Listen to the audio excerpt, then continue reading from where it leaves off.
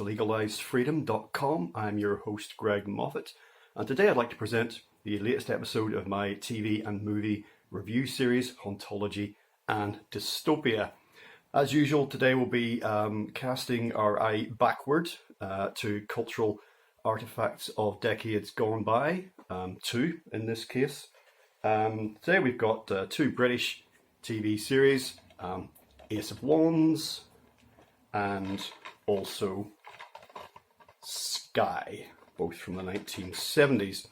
Now, Ace of Wands, they made three series of that between 1970 and 1972. And I've discussed in the past this disturbing, particularly in retrospect, phenomena of that period whereby the BBC, but other media organisations, perhaps most notoriously the BBC, erased shows from tape to make way to reuse it for new productions. Most famously, some many episodes of Doctor Who were lost in this way. But the sum total of what's been lost, even just from the BBC archives, by this sort of cultural, if not vandalism, then just kind of thoughtlessness, it's huge, the amount that's been lost. And in the case of Ace of Wands, all of Series 1 and all of Series 2 are, as far as we know, gone forever. Series 3 is all that we have, all that really remains. You can get the plot synopsis of the first two series, all the episodes there, but Series 3 is the only thing that remains. And even then, the DVD box set that is available, the one I've got, some of those episodes are from VHS tapes that people recorded from TV broadcasts, because that was the best versions that they could find. Now, this is a really intriguing little show, made, as both of these were, actually for, if not for children, then young adults. That's a sort of category that gets used often in cultural commentary. And I'd heard of this series before, but until I recently got the box set, I hadn't seen any of it that I was aware of, but it had me from the off. I really liked it. The title sequence and the opening song, the music, it was just really captivating and really interesting. So it really draws you in. And essentially what the series is the titular lead character, Taro, who's basically a combination of stage magician and supernatural investigator. He spends his time in the company of two of his sidekicks, basically investigating strange phenomena and in the process foiling evil plots and villains, super villains of a sort of, like a micro James Bond variety. All sorts of sinister shenanigans that they get involved in. I read a review that described Taro as a sort of combination of Robin Hood, Merlin, and Houdini, and that pretty much sums it up. So yeah, he's a very engaging lead character, interesting actor as well. The sidekicks that he had in Series 1 and 2 were changed for Series 3, but that's kind of by the by a little bit, because I say only Series 3 now exists, so we'll never really get to compare how the sidekicks, one male, one female, worked out in the first two series compared to Series 3. However, in common with the first two series, in Series 3, the female sidekick has some telepathic abilities, and she has a telepathic link with Taro, which of course comes into play, as you might imagine, in the stories. There's some really good, creative, thought-provoking ideas contained in the plots of these shows. The first one I watched in particular involved, and it's very strong hauntological quality, and it involved basically redevelopment of part of a decaying part of inner London, and there was a covered market, very, very common in the Victorian, previous to Victorian era, but this was a Victorian covered market, still in use, but with decreasing numbers of sellers and vendors in there day to day, and a really sinister sort of property developer who we almost never see. He lives in a really futuristic kind of apartment right at the top of a tower block overlooking the site that he wants to develop. It involves him trying to get hold of the site by basically running it down, but in doing that by freaking people out, by triggering or having something to do with spectral supernatural occurrences in and around the market to scare people off. Now, as it turns out, what he's really after is way more than just redeveloping the site. It may not even that, it may just be like a cover story, but I'll leave you to find out what that is. But one phrase that came up, I can't remember if this is part of the dialogue of this episode or not, but it was the idea of protection against change. This period in the early 70s was a time of great change. The 70s was a time, particularly in the UK, of great upheaval, social and economic. And there was this idea that the old ways and the older people and everything was going to be swept away in the name of progress and modernity. And this only accelerated as the 70s went on. And certainly into the 80s, that was the case. So protection against change.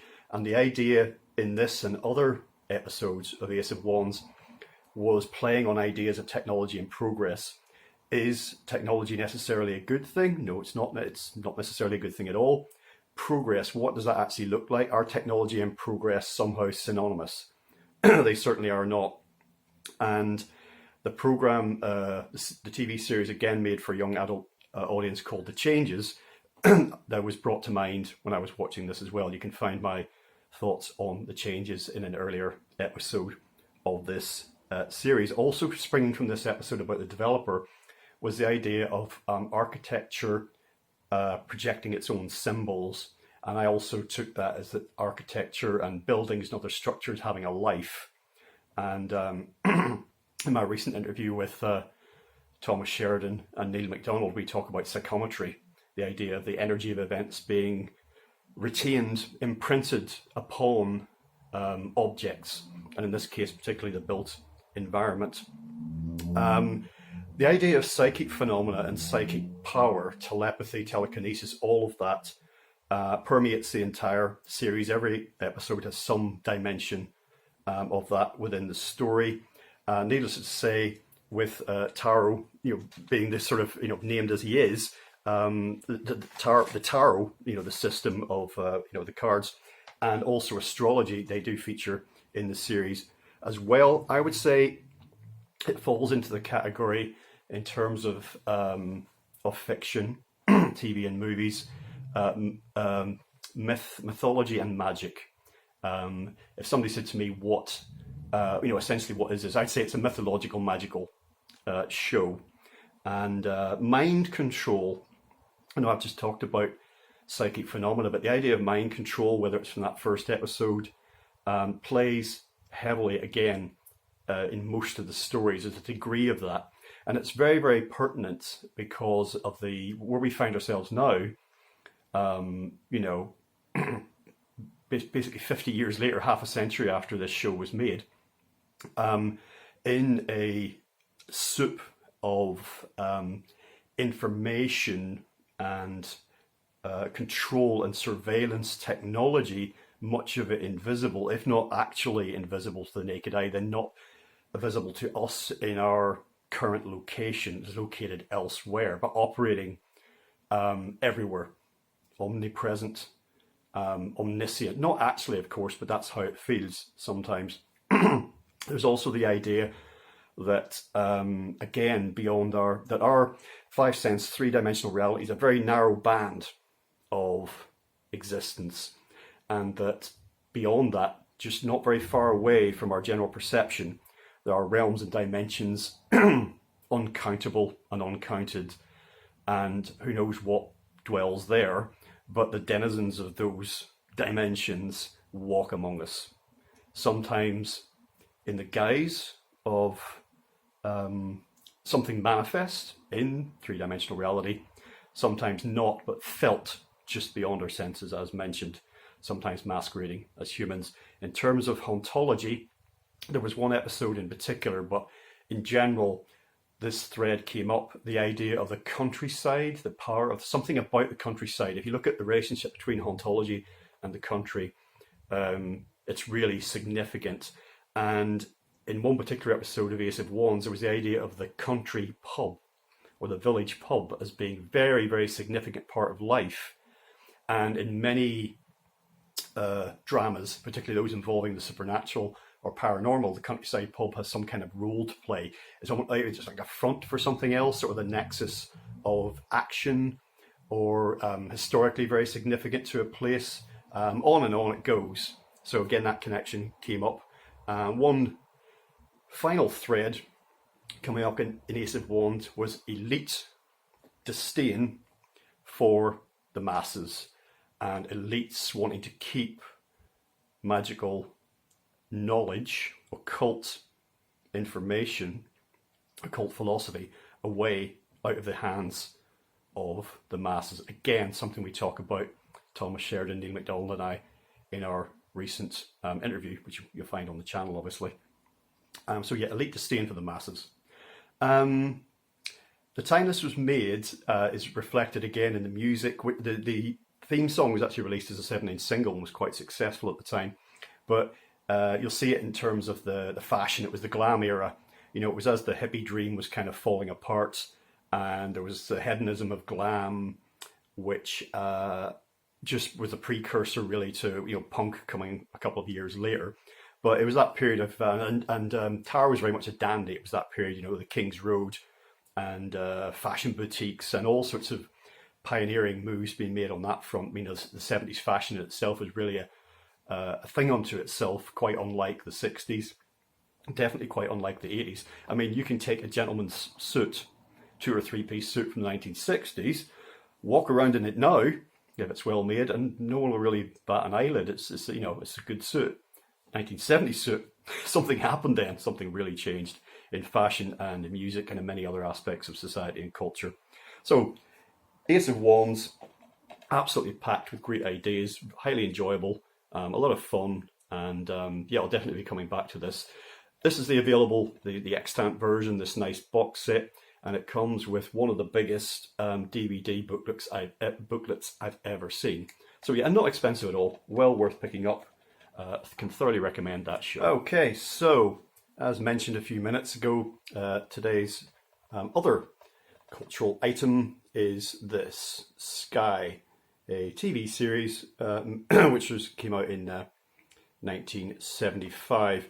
You probably can't tell really from looking at the cover here, but this chap is the titular hero, stroke anti-hero, protagonist, let's just call him that.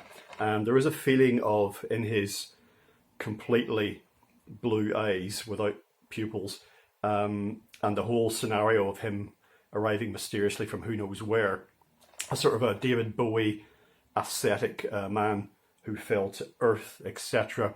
And I suppose in 75 it was around that kind of period. I mentioned in the review of Ace of Wands about the glam period, so we were still somewhat within all of that, but that was just an observation of mine. So Sky is the character. How to sum that up? So he appears to be some kind of alien, humanoid alien, arriving on Earth, or you know, into this dimension at this particular time period. But in his quest that he's on, something's gone wrong. He's arrived on Earth or in this dimension in terms of linear time before he's supposed to. He's supposed to be arriving on Earth far in the future, after what is termed in the story the chaos. Sky talks about the chaos as something that is yet to come in human history. This is something coming up in terms of where we are in the timeline here. This is something coming up in the not too distant future. And again, the chaos could be a metaphor for all sorts of things. It doesn't take very much imagination to think what that might mean to us today in a lot of these sorts of futuristic dramas that involves like nuclear war or some kind of cataclysm. But given that this is a supernatural, paranormal thing we're looking at, it could be something quite different. But technology once again does weigh heavily in the story. he describes himself essentially, Sky does, as far as the humans are concerned, essentially as a god. And he's, if not, time traveling, certainly an interdimensional traveler. And I was reminded, thinking about this, of Michael Moorcock's outstanding novel, Behold the Man, which is one of a number of stories dealing with the idea that a lot of these, particularly historical figures from the deep past and high antiquity, about which we know very little, and the truth or veracity of their life story, we just cannot say very much at all. All that's left is, myths and legends and whatnot, and in some cases religions. Them sort of are seeming to have no backstory. They arrive seemingly from nowhere. And that certainly seems to be the case with Jesus, doesn't it, in that story? Yes, he's totally born of the Virgin Mary and, carpenter and, Nazareth and all the rest of it. But many of these figures appear mysterious in that sense, in terms of their origins and their true nature. Now, there's so many, once again, like Ace of Wands, Sky is brimful of just really thought-provoking ideas and concepts. And Sky is looking for something. When he realizes he's in the wrong time, he realizes he has to get out and move on. He has to get to where he needs to be, which is the other side of the chaos, in order to do what he needs to do in terms of humanity's future. So he's looking for something that he refers to as the Juggernaut. And of course, the earthbound human characters have no idea what this might be. He seeks the Juggernaut and he tries to describe it. He uses the word a circle of force. And megaliths come into play in this story, as you won't be surprised to hear. And there's also reference to an atom smasher.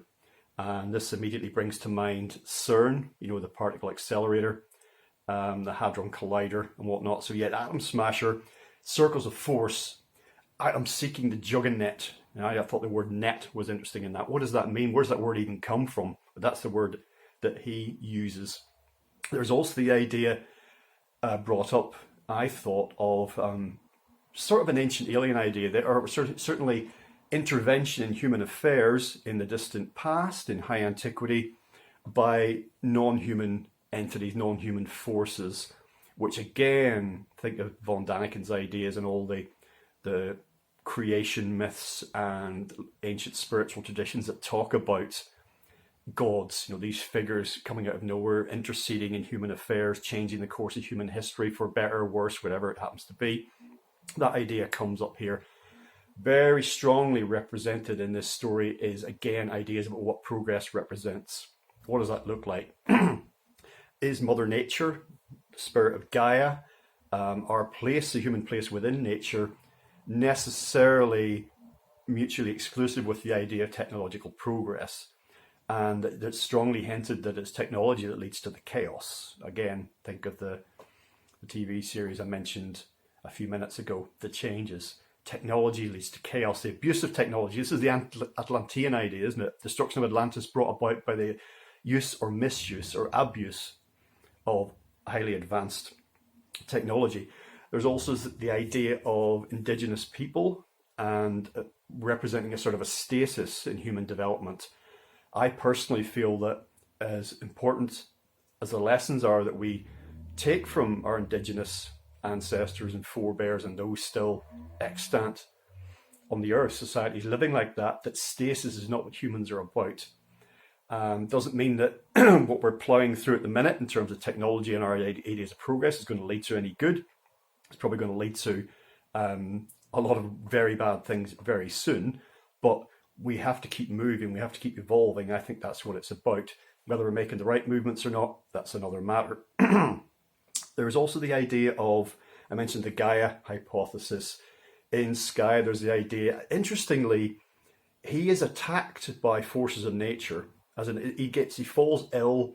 He was almost in a coma at one point, and it seems like the spirit of the earth, the spirit of nature, is attacking him in the way that an immune system would attack bacterium or a virus, recognizing it's not part of its own ecosystem.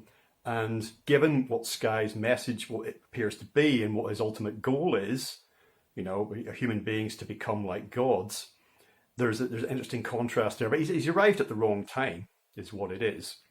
The idea that I mentioned again a few minutes ago about the power of the countryside within hauntological stories, but just at the countryside as an entity in itself. And I suppose you'd expect that to be relevant because in urban sprawl, although cities and the built environment can have a character, we talked about psychometry, and symbols of buildings and the life in seemingly inanimate objects. In the countryside, of course, it's nature really is in charge everywhere really, but in the countryside, much more manifestly so. The aforementioned countryside pub being a sort of oasis. There's this idea of becoming encapsulated in Sky, not in the character, but in the series. Again, that human beings are becoming something. Maybe it's the gods that Sky himself believes himself to represent, or he says he does represent. And whether that's a good thing or not is a moot point, because there's a lot to... I was going to say there's a lot to dislike. A better way to put it, with the character of Sky, there's not a lot to like, I don't think.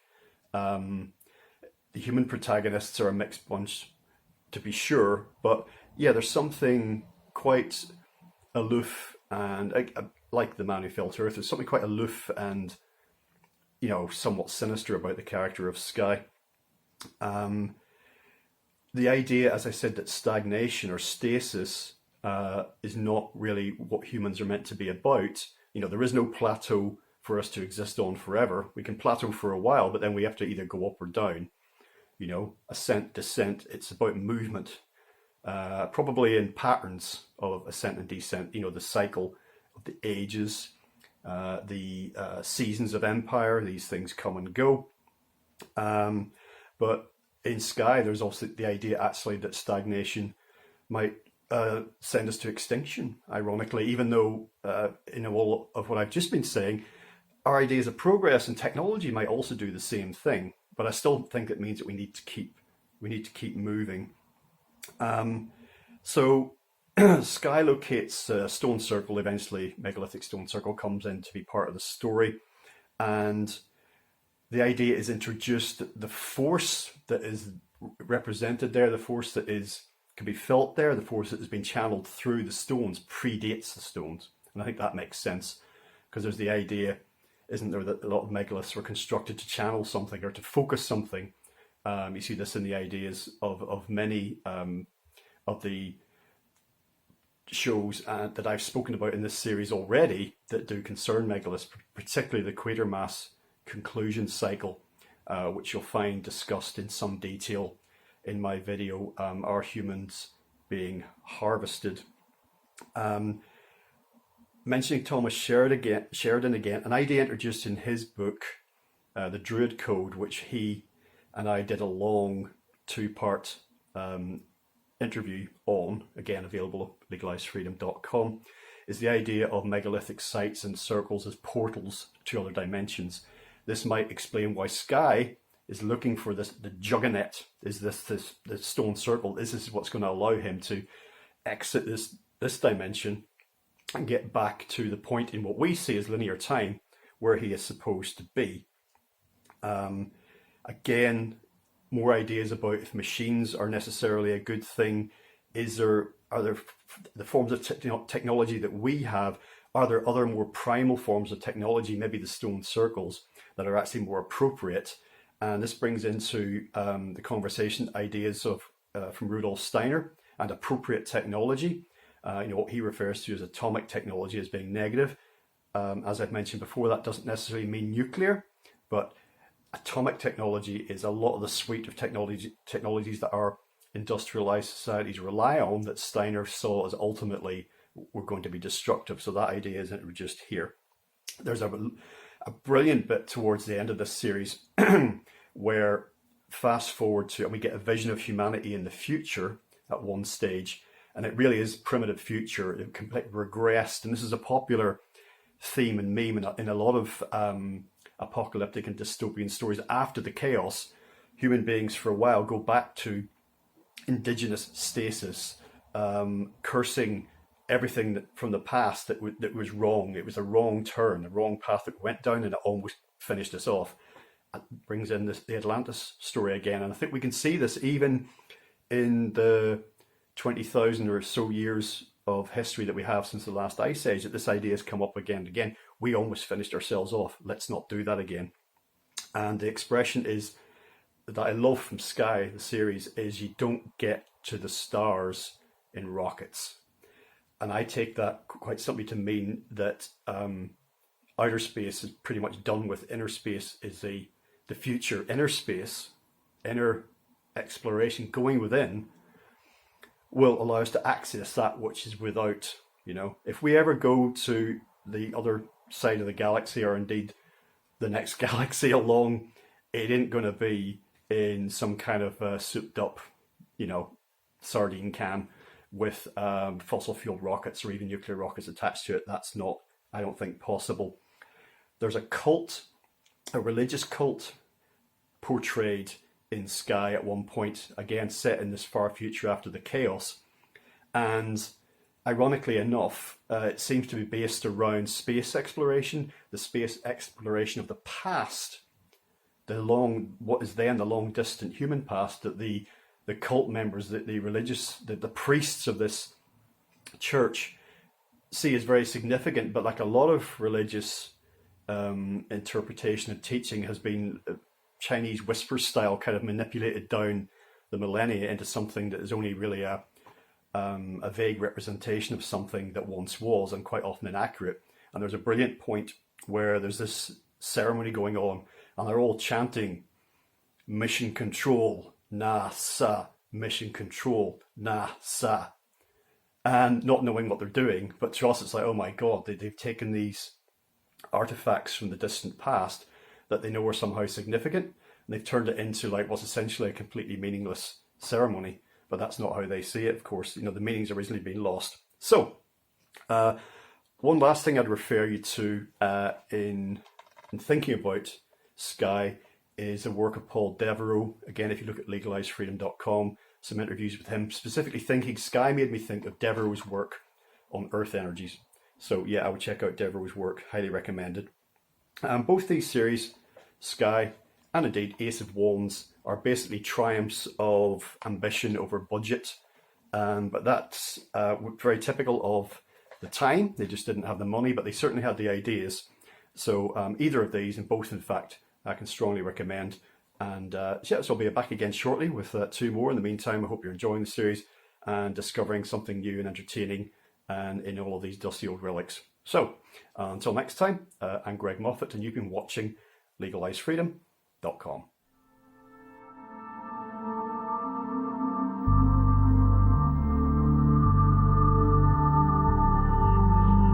legalizefreedom.com